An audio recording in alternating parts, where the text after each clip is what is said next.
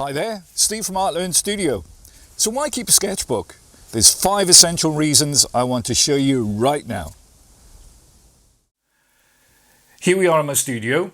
I've got a small selection of sketchbooks that I use, but why should you use one?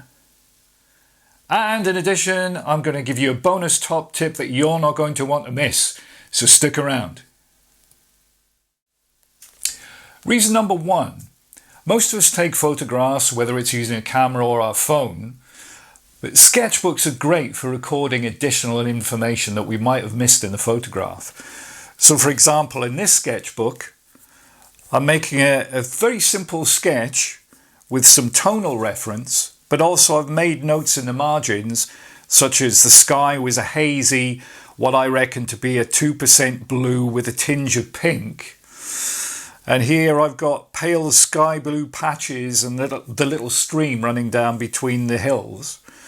I've got light green with pale sienna streaks. And I'm also making notes about boulders that didn't show up in the photograph. And we can also record more detailed information about our feelings and our responses to the environment and how that might inform a painting that we're going to do later on. Reason number 2. Because sketchbooks come in a whole variety of sizes and shapes, we've no excuse that we don't have one with us all the time. So for example, this one, look how small that is, fold it up into your pocket or bag, always with us.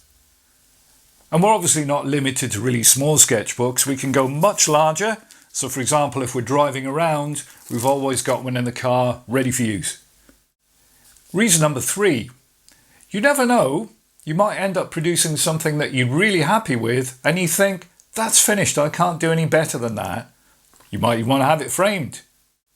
Number 4, you can easily adapt the format of a sketchbook to fit the situation. For example, you can add little fold-outs. So in this example, my first interest was the trees and how they balanced the distant mountain behind.